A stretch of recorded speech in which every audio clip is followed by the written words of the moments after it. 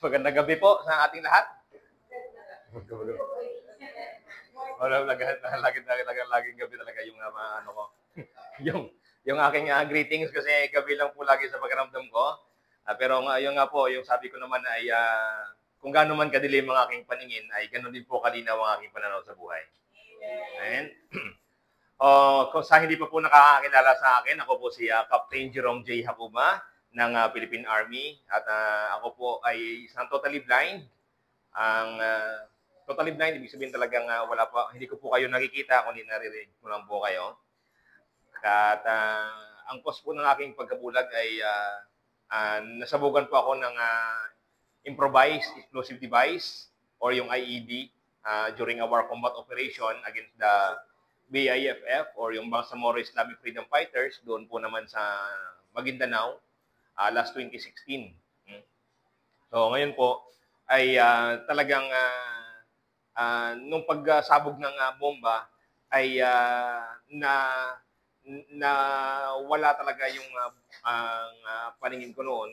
Tapos yung nakaapak po kasi ng bomba ay yung platoon sergeant ko, putol yung kanyang kanang paa. Tapos ako po ay nagluhod na lang kasi yung mga sniper fires ay bumabanat din sa amin, mga nasa 200 to 300 meters lang. Nandun sila sa may mga kamaisan. Kaya luhod ako para lumiit yung visibility ko sa kanila. Kaya hanggang sa pero talagang tumawag po talaga ako sa Panginoon that time. Na sabi ko, Panginoon, ligtas niyo po ako dito. Hanggang sa yung mga 5 seconds lang ay pumunta na yung pinuntahan ako ng aking tropa na sabi niya, sir, i-back ka namin. Kinuha yung backpack ko at yung nilipat ako sa safe na lugar doon sa TCP namin.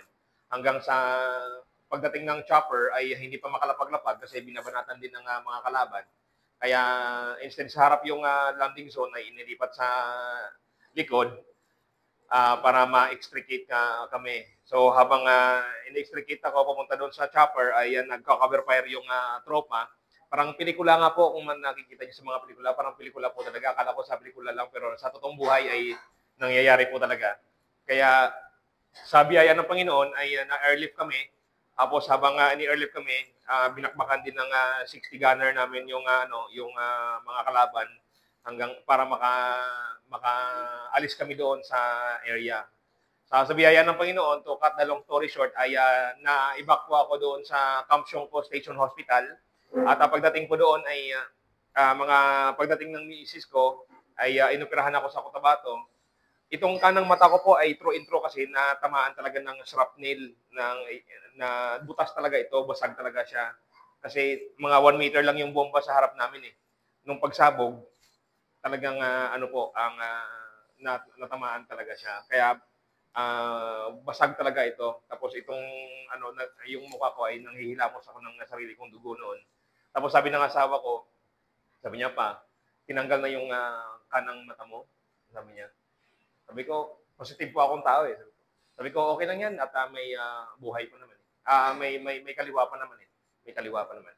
Nung inibak na ako sa Biluna, ang inoperahan nitong kaliwa, sabi ng doktor ay malaki talaga yung sira ng retina ko. Kaya hindi na-attach yung na-detach ko na retina. Kaya sabi ng misis ko ay hindi na daw talaga ma-repair yung retina, yung kaliwang mata ko kasi ang na malaki talaga yung sira. Sabi ko sa asawa ko naman, sabi ko okay lang yan at buhay pa naman eh. Sabi ko sa kanya. At pero sabi ko naman po na-depress talaga ako noon ng 4 na buwan doon sa kwarto ko. Hanggang sa dumating sa punto ng buhay ko na talagang gusto ko na din na wakasan ang aking buhay noon doon sa Biluna. Sabi ng tatalon sana ako doon sa building eh. Sinilip ko yung nandun yung kapatid ko noon eh. Sabi ko, tol, pagka tumalon ako dito, mamamatay ba ako? Sabi niya, hindi, mababalian ka lang niya kasi maraming mahogani. Dito ba daw? Papatayin talaga ako. So, ngayon po, nung pag pumunta din si Presidente Duterte nga, nung nakita niyo po kanina, ay kami yung nagyakapan doon. At isa lang po yung sinabi ko sa kanya. Sabi ko, sir, gusto ko po pong maglingkod sa bayan. Sabi ko, pero paano na po, hindi na po ako nakakita. Kaya, sabi niya, huwag ka magalala at marami akong programa para sa inyo. Hanggang sa pinaaral niya ako binigyan ako ng laptop at pinaaral niya para ako. Akala ko nga ginugod time ako ng Presidente, sabi ko, hindi nga ako makakita, bigyan pa akong laptop. Sabi niya, yung pala, papaaralin niya ako sa isang computer school for the blind sa New York. New York ko ba ulit? New York ko ba ulit? Ako ba lang yan malapit sa Bilona yan eh. Ngayon po, nung sabi ko naman ay hindi naman po nawala ang aking paningin. Ibinigay ko lang po ito sa ating bansa. It's an honor to be got blind, to be got wounded for our country. I about to end my service this year, this coming December. And I think I did my part as your soldier. And I give my life. I give my eyes. So what kung nabulag ako? So what kung ganito yung nangyari sa akin? Ang importante na I did something for our country. I did something for our country. Yun po yung isang karangalan ng pagkabulag ko. Kaya I'm very proud to be blind. Kasi ako'y naniniwala na may nagawa ako para sa ating bayan. Okay? Kaya dito na po tayo sa inyo. Thank you, Sir Pastor John D, for bringing me here. Ma'am Michelle, thank you, ma'am, for the opportunity to talk to your men, to your employees here. At alam niyo po ba, napakaganda ng pangalan po ng inyong kumpanya, Ining. At binigyan ko po ito ng acronym, Ining. I is for integrity. Integrity. No? Sabi sa Proverbs 22 verse 1. Okay? A good name is rather to be chosen than great riches, and loving favor than silver and gold. Mga kapatid, ang sabi dito na a good name, ibig sabihin dito is yung reputation po natin. Yung integrity to good. Yung integrity natin to do right, yung integrity natin na kahit walang nakatingin sa atin, ay gumagawa pa rin tayo ng tama. Yung integrity natin na gumawa ng tama, yun po yung napakagandang attitude or attributes ng isang empleyado na kahit na walang nakakita sa kanya, kahit na wala si boss, ay nagtatrabaho pa rin po siya. Okay? At hindi lang nagtatrabaho, kundi nagtatrabaho ng tama. Example, maraming temptations. Maraming temptations. But if you have a fear of God, sabi ng Bible, fear of the Lord is the beginning of knowledge. Fear of the Lord is the beginning of wisdom. Because the wisdom is the application of the knowledge and your knowledge, and if you apply that knowledge, it becomes a wisdom.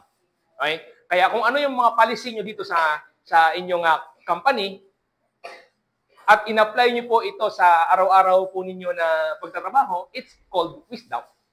Kaya, mga kapatid, sabi doon sa Bible na a good name is rather to be chosen than great riches. Piliin po natin ang reputation natin kahit sa compare dyan sa mga great riches. Ang nagsabi po dito si Solomon.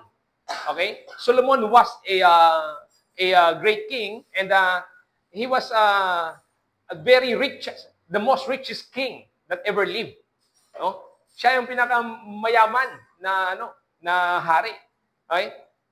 But yung sabi niya ay a good name rather to be chosen than great riches. So piliin pa rin natin ang paggawa ng tama, piliin pa rin natin ang ang reputation natin kaysa dyan sa mga kayamanan.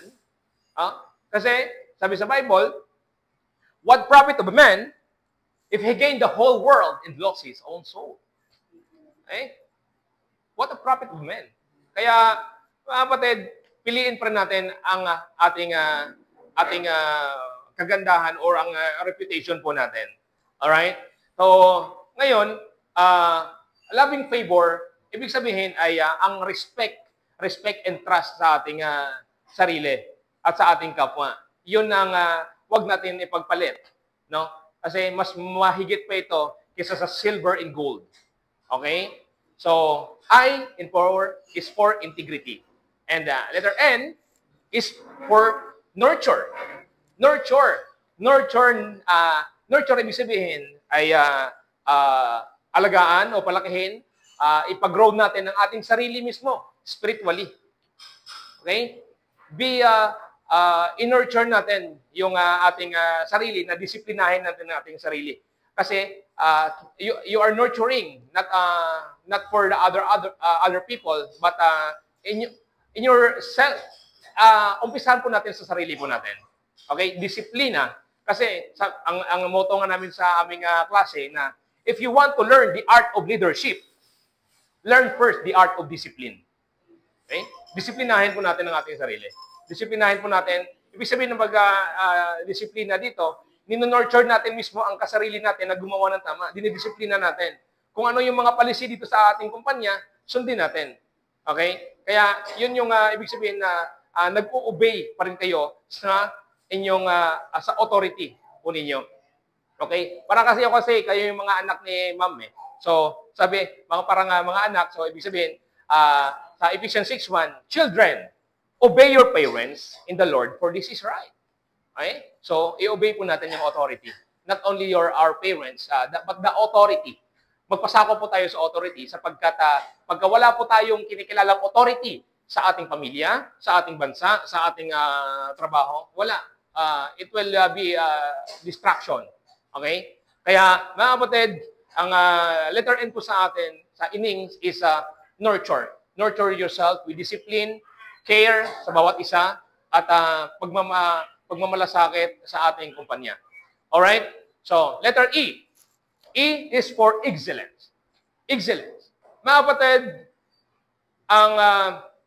magkaroon tayo ng excellent performance. Okay? Bigyan natin yung best natin. Kasi, binigyan tayo ng opportunity na makapagtrabaho dito. Ibig sabihin, suklian din natin yun ng excellent sa output. Wag na yung, okay na yan. Wag. Dapat may heart kayo. May heart kayo doon sa paggawa ng inyong ginagawa. Kasi sabi sa excellent performance, ibig sabihin, dapat kasi, sabi sa 1 Corinthians 10:31, okay? Whether you eat or drink, or whatsoever ye do all to the glory of God. Okay? Ang ginagawa po natin dito, hindi lamang sa pansarili natin, na may masahod naman ako kada ano. No. Do it all to the glory of God. Ano ba? Paano? Bakit ba ako natatrabaho dito? Hindi lang para sa boss mo. Do all to the glory of God. Na naluluwalhati mo ang Panginoon. Naluluwalhati natin ang Panginoon. Ay, ano ba itong sa Paul, may tukso. Ay, may sukli. Ano ba ito? Sasauli ko ba to? O hindi? But if you do your job to the glory of God, you will be honest in yourself. Okay? Kaya, mga kapatid, excellent work is excellent performance. Okay? Kasi doon sa kumpanya namin, ako nasa DND, Department of National Defense ako for 7 years. Ang sabi ng ni General Trinidad doon sa amin, siya yung Assistant Secretary for Human Resource that time. Sabi niya, pag kayo, kinausap niya Mike, pag kayo ay pinapalo up, lagi kayong pinapalo up na lang, every time pinapalo up kayo, ibig sabihin lang yan, you are inefficient in that job. Alright?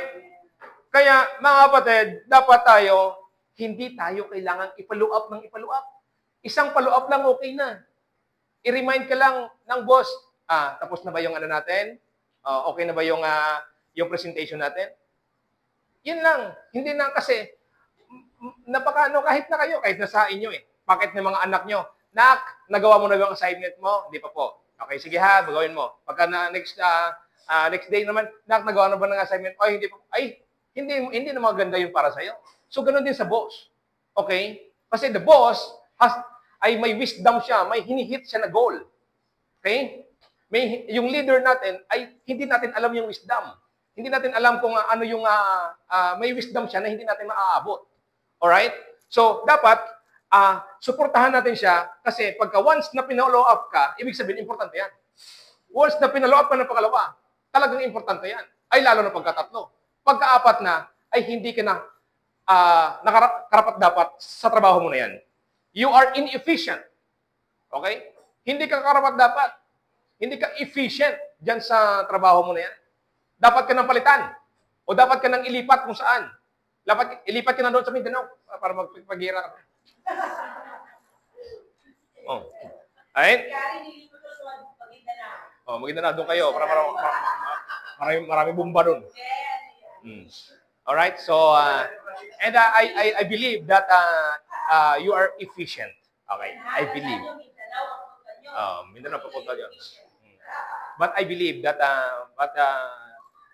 hindi ko man nakikita ang inyong mga kagandahan, pero nakikita ko naman ang kagandahan ng inyong mga puso. Puso sa inyong trabaho. Okay? Kaya letter E is excellence and letter N ulit ay neighborliness. Neighborliness. Okay? Magkaroon tayo ng concern sa mga kapwa natin. Magkaroon tayo ng concern sa ating customers.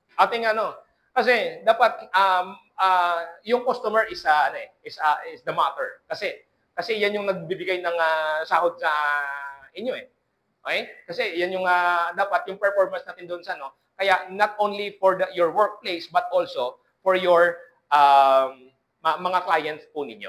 Okay? Dapat maging polite, maging respectful tayo, mga kapatid, ako naniniwala na lahat po kayo dito ay Kristiyano na. Mga ligtas na po kayo. Kaya dapat ang isang ligtas ay hindi na magalitin, hindi na matampuhin, hindi na wala nangyayang kasi if you are a Christian, you are a follower of Christ. That is a Christian. That is a true Christian. Ha? Iba nagpapaka-Kristiyano lang Yun na pala ay Christian is ibig sabihin you are a follower of Christ. Kung ano yung kautosan ng Panginoong Jesucristo ay yun po yung sinusunod po natin. All right? Kaya maging blessing kayo not only in your workplace but also to your client and also in your family and your neighbor. Kaya neighborliness. Okay? And letter G, the last one, letter G in the ining. So, I is for integrity, N is for nurture, E for excellence, and for neighborliness, and letter G is for gratitude. Gratitude. Mga kapatid, ang sabi ko po, the only thing worse than being a blind is having a sight but cannot see the greatness of the Lord in his life. Mga kapatid, nakikita ko nagpapasalamat nga ako na ako'y bulag. Ha? Sino ba na magpasalamat na siya'y bulag? Wala, si Captain Hakuba lang. Si Captain Blind lang. Kasi ito ang bulag na may kita. Amen. Marami kasing definition itong sabi ko na ang bulag na may kita Not kita physically, but kita, number one, spiritually. Kasi kung saan ako nabulag, doon pa ako nakakita. Doon ko pa nakita ang totoong liwanag ng Panginoon sa buhay ko at ang totoong purpose ko dito sa mundo. Mga kapatid, ang mensahe ng aking pagkabulag ay trusting the Lord. Magtiwala ka sa akin. Kaya nga, inalaw ko na mabulag ka para makita mo ang totoo kong liwanag, para makita mo kung para hindi ka dumepende sa sarili mong kakayahan. Okay? Kasi akala mo magaling ka na, akala mo sundalo ka, akala mo well-trained ka, akala mo ranger ka, hindi ka na Hindi. Ito, kunin ko yung mata mo. Tingnan natin kung may pagmamalaki mo. Oh. So, yung pride ko sa sarili ko noon ay grabe kasi akala ko well-trained ako, kayang-kaya ko ito kasi sundalo ko Pero, Nung kinuha ng Panginoon ang aking paningin, wala na. So, nung kinuha na ng Panginoon ang paningin ko, ang mensahe dito, magtiwala ka na lang sa akin. Magtiwala ka na sa akin. May purpose ako, may better purpose ako para sa'yo. Kasi, nung nandun ako sa kumpanya namin dati, I only commanded more or less 30 personnel kasi platoon leader ako that time. Okay? Nung na-assign ako sa DND, I am holding the project Kapagdaka. Kapagdaka stands for Kapakanan at Gabay sa Dating Kaanyuan. Yun yung project ng DND for soldiers with disability. Ngayon, I only commanded there more or less 1,000 of AAP wounded personnel. Namimigay po kami ng wheelchair. Nagko-coordinate ako sa mga government agencies, mga stakeholders po namin, mga wheelchairs, other assistive devices, mga skills and livelihood trainings, mga sensitivity awareness seminar para sa mga misis. Yun po yung mga kinakanda po natin. So, naging functional pa rin ako despite of my disability. Okay? Kaya may purpose ang Panginoon sa buhay natin. Kaya yung naging life verse ko is the Romans 8:28. And all things work together for good to them that love God and to them who are the called according to His purpose. Okay? May purpose po lahat ng mga nangyayari sa atin, mga kapatid. Hindi disgrasya na nandito ka ngayon. Hindi disgrasya na bakit ka nandito sa ining, sa pinakamasarap na barbecue sa buong mundo. Kundi may purpose ang Panginoon sa buhay mo. Kasi dito ka gagamitin ng Panginoon. Alright? Kasi mga kapatid, the only purpose of our life here in earth, alam niyo ba kung ano? Is to give glory to God. Okay? Mabalik natin ang kaluwalhatian sa Panginoon sapagkat at the end of the day, babalik at babalik tayo sa Panginoon. Ang tanong, anong ginawa natin sa buhay na Kanya ipinatulog sa atin dito sa mundo? Okay? Kaya, gratitude. Magpasalamat po tayo. Be grateful. Be grateful for what you have. Be grateful sa mga kasamahan po natin. Okay? Bago kayo magsabi na yung kaopisina mo, pangit naman ito. Or bago sabihin na, ang sakit naman sa mata to. Ay, sore naman pa to sa akin. Bago ka magsabi niyan, tanungin mo muna yung bulag. Oh, baka may tusukin ng mata mo eh. Okay? So, mga kapatid, ang ibig ko lang sabihin ko dito, be grateful. Not only dito sa ating workplace, but sa ating pamilya, especially. At maging grateful tayo sa mga blessings na natanggap po natin. So what kung wala tayong magagarang kotse? So what kung wala tayong magagarang bahay? So what wala tayong aircon sa bahay? So what kung kapos tayo sa pinansyal? Sila, marami, kompleto, bastante, may marangyang buhay. Ang tanong, ligtas ba sila? Oh, meron ba silang kaligtasan na ini-enjoy nyo ngayon? Mga kapatid, wala nang mas masaya pang tao dito sa mundo kung hindi sa isang tao na alam niya na siya ligtas na.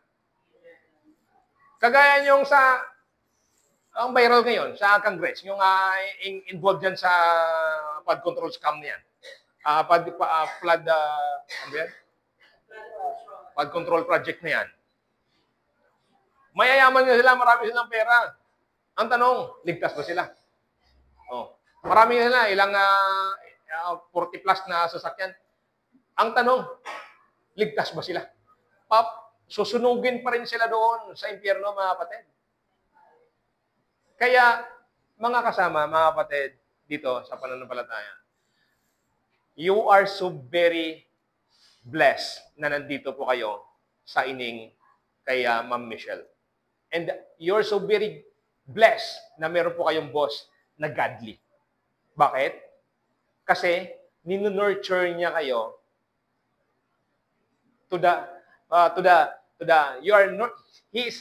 she's na nurturing you to the admonition, to the nurture and the admonition of the Lord. Okay? Kasama doon yung spiritual concept. Tinutulungan niya kayo, hindi lang kayo, yung pamilya ninyo, magkaroon ng magandang buhay ang inyong future ang yung inyong pamilya. Kaya you're so very kasi pagka yung isang tao ay ma-bless mo, mabigay mo ang kanyang physical at spiritual na pangangailangan, hindi ka na iiwan ng taong yan. He will be faithful and honest to you. Okay? ano siya, busog siya sa busog ang tiyan niya, busog pa yung spiritual niya. Talagang ipaglalaban ka ng taong yan, patayan. Oh, hindi ka iiwan yan. Yan po tandaan natin.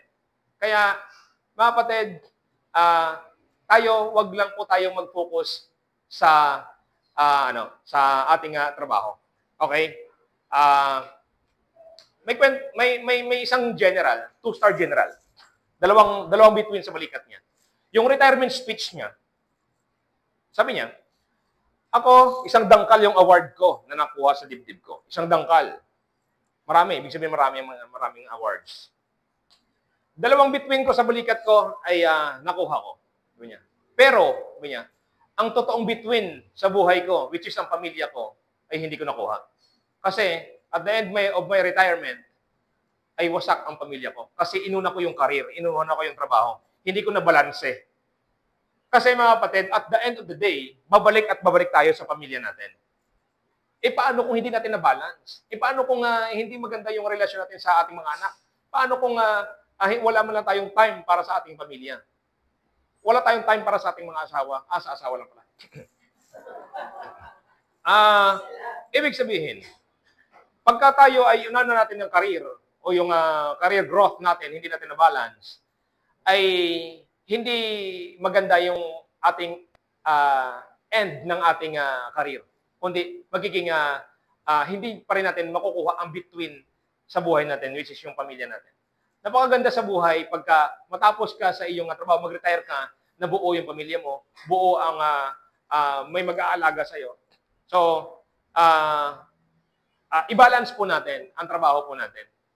Balance natin yung trabaho, ang sarili, at ang spiritual na buhay natin at sa kapamilya natin. Okay? Kaya, mga kapatid, ang aking mensahe lang po dito sa inyo is yung ining. Tandaan niyo po yun. You're so very grateful. So, be grateful. Be grateful. Sa inyong trabaho, be grateful na nabigyan kayo ng trabaho dito. Kasi, minsan, sa mga kakasama natin, hindi tayo nagiging grateful eh. Sapol, masarap naman yung luto. Sapol, sa bahay natin, imisis natin, sapol, mga asawa natin. Asawa lang. Sabi natin, ipagluto ka niya. Pagluto ka niya ng masarap na pagkain. Masarap naman. Masarap naman. Inaasikaso ka naman. Okay naman yun. Tapos pagkatalikod niya, she's not sexy. Hindi naman siya sexy. So you have an ungrateful heart. You have ungrateful heart. Wala kang appreciation sa mga bagay-bagay. Kaya dapat, kunting bagay lang, dapat maging appreciable tayo. Katulad ko, pagkagising ko sa umaga, pagkadilat ko ng mata ko, wow, ang dilim gabi pa rin. Madilim gabi pa rin. Buong gabi ka natulog, pagkadilat mo ng mata mo, gabi pa rin. Wow. Pero I'm still grateful kasi ang kadiliman ng aking paningin ang ginagamit ng Panginoon upang maging liwanag ng maraming tao. Ang aking paningin ay ang ginagamit ng ang aking kahinaan ay ang ginagamit ng Panginoon upang maging kalakasan ng maraming tao. Kaya sana mga kapatid ay naging encouragement pa ako dito sa inyo at sana naging blessing pa ako dito sa inyo. At tandaan niyo po ang aking mga sinabi po dito sa inyo at sana po magamit niyo ito sa araw-araw ninyong pagtatrabaho po dito. Alright? Kaya be grateful na may ining kayo sa inyong buhay. Okay? Kaya, kapatid, ang iniiwan ko lang po sa inyo na kasabihan ni si Helen Keller, sabi ni Helen Keller, Helen Keller was deaf-blind. Okay? Sabi niya, the only thing worse than being a blind is having a sight but have no vision. Okay? Our eyes, we do not need our eyes to have a vision. We do not need the eyes. Our eyes is just proactive part of our imagination to help us to think, to help us to solve that particular problem. But ang vision ay nagagaling sa puso't isipan natin. Okay? Kaya mga kapatid, magkaroon tayo ng vision, magkaroon tayo ng goal sa sarili po natin. Okay? Yun yung version ni Helen Keller. Yung version naman ni Captain Hakuba, ni Captain Blind, ay The only thing worse than being a blind is having a sight but cannot see the greatness of the Lord in His life. Alright? At aking iniwan lang po sa inyo mga kapatid ay my ability is stronger than my disability. To God be the glory. Maraming salamat po. Magandang umaga sa inyo.